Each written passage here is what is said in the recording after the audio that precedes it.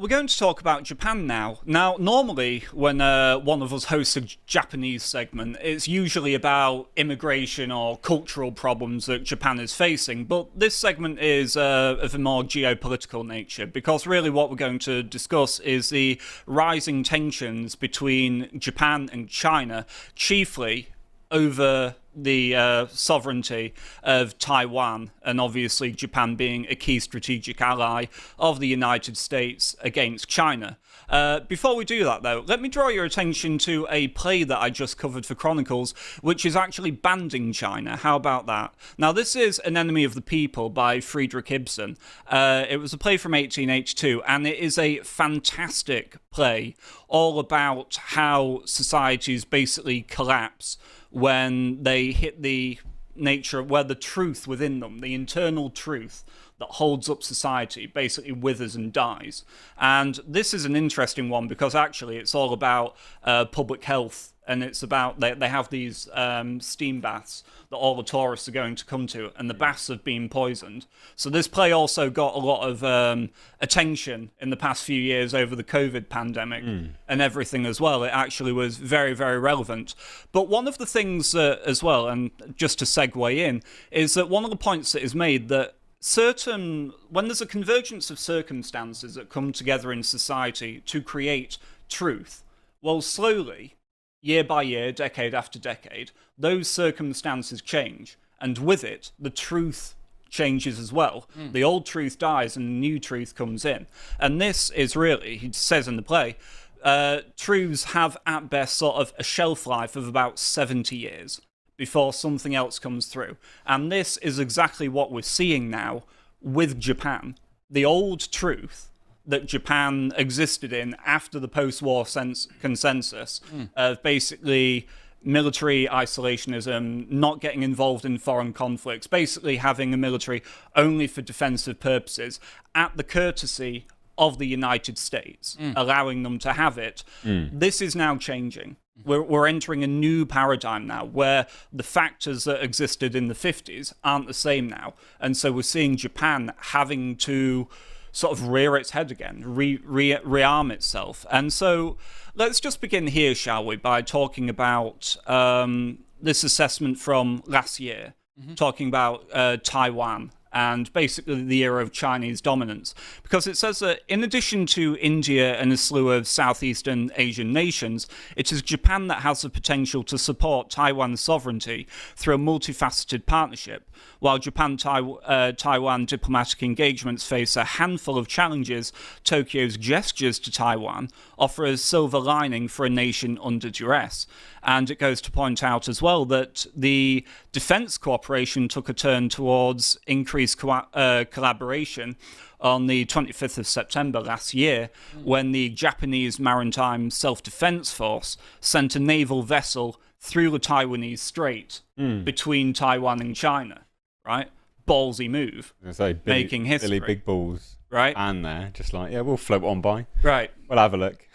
And so, but all of this has been under, and correct me if I'm wrong on this, Firas, but the idea that Japan has supposed to have upheld some sort of ambiguous nature on its actual policy on the Taiwanese question. China has not been able to, they've not explicitly said, this is what our plan is, this is what our aims are with Taiwan. They've had to keep China in a position where they're at least guessing their intentions a little bit. Even though they're a key strategic ally of America, of course, the question has to be, to what extent will Japan dare to intervene? Not whether they will, but how much. Yes. So they've been working with the Americans on building up the logistics to be able to supply the eastern ports of Taiwan in the event of a war, because these are the closest to Japan, and they are Japanese islands, or at least contested islands, very close to Taiwan. And the assumption being that we can keep supplying Taiwan in order to maintain a ground fight using naval capabilities. Is that true? Isn't that true? A whole different and very long debate. But all of this has suddenly taken a very sharp escalation after the beginning of this month, where the new Prime Minister Senator Takaichi, basically was at a parliamentary hearing. This was on November 7th. And she said, what measures would China employ to bring Taiwan fully under the control of China or the Beijing government if it were to use warships and resort to military force, and I believe this would, by any measure constitute a situation that could threaten Japan's survival. Now, the actual phrasing of this statement is very, very important because what it is doing is it is basically invoking Article 9, Right. which is basically interprets from Japan's 2015 security legislation, which allows the deployment of self-defense forces in a survival-threatening situation. So the way to think about this is that most shipping that goes to South Korea and Japan both goes through the Taiwan Strait. But also, obviously, most shipping to China goes through the Taiwan Strait because Chinese ports are concentrated in the north of the country. Sure. And so if you control Taiwan, you can choke China off economically. The flip side of it is that if the Chinese control Taiwan, they can do enormous damage, at least, if not completely choke off, Japanese and South Korean trade. So Taiwan is necessary for both sides. In a sane world, we'd have some kind of armed neutrality by Taiwan, saying we will allow all legitimate shipping through, similar to sort of Turkey and the Bosphorus. But we are not in a sane world. No. And we're dealing with China, which has a great grudge after a century of humiliation and is not really in a position for half measures or compromise, right? It's going to use its prowess to basically strong-arm every nation it can into doing things exactly as they wish. And this is certainly reflected in the response to Takaichi's statement by China's consul general in the city of Osaka, where he basically said that, as to Takaichi's remarks, the dirty head that sticks itself in must be cut off. So, this tweet was since deleted, which is why I'm not showing you it. Right. But you get a little, you see behind the flavor. Yeah, a bit of flavor, a bit of spice in there. And Tokyo has said that obviously this was extremely inappropriate. And Takaichi was quick to backpedal and just say, well, I was just talking hypothetically. Yes. But even if you are talking hypothetically, you're still giving some way into actually, no, within the Japanese constitution, we would have every right. Shouldn't have backpedaled. To, obviously involve ourselves. They want to maintain the ambiguity. Right. Maintain a threat and then backing down. This is what Biden was doing about will they, won't they intervene in the event of a conflict of Taiwan. The policy is to keep China guessing and therefore keep China from saying, yes, we will do this militarily and trying to prolong the status quo for as long as possible. Anyway, so the Beijing government has reacted quite firmly to this, as you would imagine, and basically urged its citizens to avoid traveling to Japan in the near future. And they also went on to say that it was a blatant provocation regarding the remarks in Japan. And what's more as well, of course, so because so many Chinese tourists go to Japan, it's, I think I had it here, yes. Basically, shares in Japan's department stores were hit hard, with the parent company of Mitsukoshi and Isetan chains plunging by almost 12%. And various other Disneyland Resort as well ended the day with 5.8% lower. So these are huge chunks that are being taken out by basically taking the Chinese tourists out of the Japanese market. Now, obviously, we could go on to have a conversation about not being so dependent on those tourists when you know that tensions could turn just like that. Geography is merciless, man. With your neighbour, of course. But it says that tourism accounts for about 7% of Japan's overall GDP. And this is obviously with a fifth of all of those 12% being Chinese. So it's a huge number. Big portion. And it will have a very, very damaging effect as things go on. Now, naturally, obviously, Trump had to get involved in this as well. So as soon as this statement was had, as of this weekend, I believe it was, now Beijing initiated, and I think that's a crucial point as well, they were the ones that seem to have initiated this call. They asked for a call with Washington. Right. And basically it was quite interesting, actually, because as you can see from this post here scroll through the wall of text, Trump comments on the fact that he's obviously had this phone call with Xi, but nowhere in here is Taiwan or Japan actually mentioned. The one thing that it was obviously really about. So Washington are playing the cards very close to their chest on this.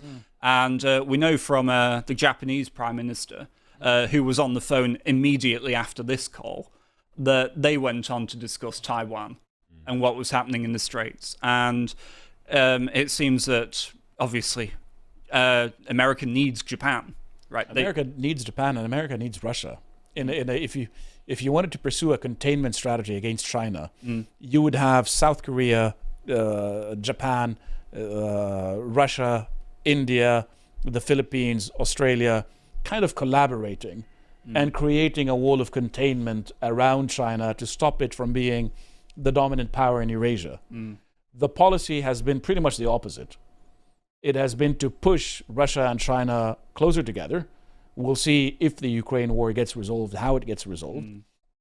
To push Iran closer to China and to facilitate the dominance of Eurasia by China. So it's a really very reckless policy that's been pursued, I'd argue, since Clinton, that has sort of resulted in this behemoth assembling against the United States. Right. But what's more as well, of course, it's left Japan in a very, very tense state. And so now you can see China criticizing Japan for deploying missiles on an island near Taiwan. So it goes on to say that the defense minister said on Sunday that plans were steadily moving forward to deploy a medium-range surface-to-air missile unit at a military base on Yonaguni, an island about 68 miles off of Taiwan's east coast. And on Sunday, Kazumi said that the missile deployment aimed to protect Yonaguni, adding that we believe that having this unit in place will actually lower the chances of an armed attack against our country.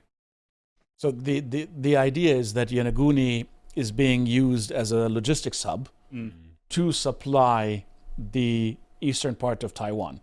The war planning, what it looks like to me, is to use the Philippines to connect to the southeastern port, and to use Japan to connect to the northeastern port, so that Taiwan will have two ports under its control from which it can get supplies in a military conflict. That seems to be the planning. The Chinese planning is to besiege all Taiwanese ports. And so having this kind of air defense capability is significant. We're still talking about medium range, so you might need something longer. Medium range can cover up 70, 80 kilometers. You would need something bigger still in order to extend that protective area. And the way that you work with air defense is that you layer it, so that there is something that is very short range to intercept things like cruise missiles and so on at sort of before they hit the targets, and gradually increase the ceiling so that you have this defensive capability. What's more as well, if this all comes to a head, what strength does Japan actually have to hold out economically, totally cut off from China? You've seen what just removing the tourists has done to many of its companies. Now, I know we were speaking about this earlier, weren't we, about Japan's semiconductors and the fact that they're trying to basically just have a domestic supply made up again. But this is going to cost trillions and trillions of yen. And so really, I mean, obviously, I'm not going to suggest that because of all this, China are going to go for Taiwan tomorrow. Yes. But this clumsiness, I think I would describe it as, from the Japanese Prime Minister, does sort of reveal a hand to China more so about what the actual threat is from their geopolitical interests. And it gives them more information, and it does seem like it could at least escalate things faster than were initially going to be planned. And I suppose it's not a coincidence as well that all of a sudden you're seeing propaganda adverts coming out from the rocket force of the Chinese army with things like this. I'm sorry.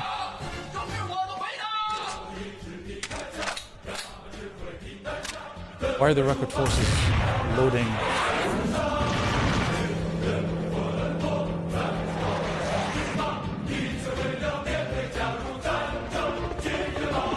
Is that it, Firas? 5 out of 10, not enough rockets. Not enough rockets. Not enough rockets. Better than our bloody black trans lesbians that we see in our adverts for this kind of stuff. So, Yeah. I mean, Yeah. you know, give the Chinese some props there. Unfortunately, at least it looked cool. I think they mean it. I think they mean it. Obviously, it's just propaganda and scare tactics, chest punching and intimidation. Yes. But it's the most open secret, right? We know what China want from Taiwan. Yeah. And we can only I've hope. known it for years. Yeah. It's obvious things. But we can only hope, of course, that whatever the conversation was between the Japanese PM and Trump, that it was constructive. And hopefully, I do believe, in fact, there is a meeting between diplomats from Japan and China today. Right. So I'll definitely follow up on that, and we'll see what develops. But for now, it's a tense time, ladies and gentlemen. Well, the issue is that everybody's economy is so dependent on China. Mm-hmm. And it's clear that a break is coming. It is obvious that a break is coming. And nobody wants to admit that, because then what they would have to do to replace Chinese supply chains is going to be enormous. Mm. And it's not yet clear what are the safe supply chains going to be. As in, if you're Japan, you want to work with the Philippines, you want to work with all of Indochina, you want to work with ASEAN, Australia, the United States, etc. But what is the actual Chinese missile capability? And how much can the Chinese Navy do? The thing is that the Chinese haven't fought a war in a very long time. And they don't have any experience. And Xi keeps replacing the top generals of the PLA on a very regular basis. And it isn't clear why this is happening. Is he afraid of a coup, or does he have disagreements with them over Taiwan policy? Or are they supposed to be further ahead in the planning process for a Taiwan invasion, and they're just not getting there? But I think when we were speaking earlier, we mentioned that the Chinese have built these platforms that are intended to allow them to deliver armored vehicles, soldiers, tanks into Taiwan in a way that bypasses Taiwan's natural defenses. Because the key issue is that there aren't enough beaches where China can properly invade, set up a force, and then send that force out. Sort of how the West dealt with Normandy. You need to capture something, consolidate, and then expand. The Taiwanese have been planning for this forever to make it as difficult as possible. So the Chinese solution has been, let's build the capability to deliver these forces away from these beaches onto the main highways of Taiwan, bypassing the geographic element and being able to spread out in a lot more effective way so that the Taiwanese defenses can be properly flanked. So they're planning for the ground war. And the way that they're building up their missile capability and their rocket capability is intended to cripple Taiwanese ports. Because Taiwan has to import something like 1 million barrels of oil per day. And I believe they have around 3 months of reserves that are sitting there. On natural gas, they have maybe 2 weeks of reserves. And they have to import a huge chunk of that. And because everybody is insane, they've decommissioned some of their nuclear plants, which is the one thing that you need to keep. So there is the energy question when it comes to that. And there's the question of, well, what does the Chinese invasion actually look like? They'd built a model of the presidential palace of Taiwan and the neighborhood around it to prepare their special forces to storm it. They built it somewhere in the desert in maybe Xinjiang province or something like that. And their special forces are training on storming that compound. So they are getting ready for an invasion. And the military preparation is all there. And all of their training exercises allow them to besiege Taiwanese ports and perhaps to cut off the subsea cables that connect Taiwan to the rest of the world, and therefore just isolate Taiwan. But now, as the Japanese Prime Minister has said, if it could bring in Japanese warships, right, then that brings a whole other thing to the equation. So Japan is maybe the third largest navy in the world. And they have around 25% of global shipbuilding capability. There's another 25% in South Korea, and then 50% in China. The rest are just rounding errors. So India, Russia, the United States combined are rounding errors in terms of global shipbuilding capability. And so Japan can do something significant with its capabilities, but the West is left in a position where they can't build ships, and they want to go and fight in East Asia. And what's more, totally hooked on the Chinese markets. Yeah. Totally. So, dark days ahead, I suppose. If you would like to watch the full uncut version that is also uncensored, head on over to lotuseaters.com to find out more.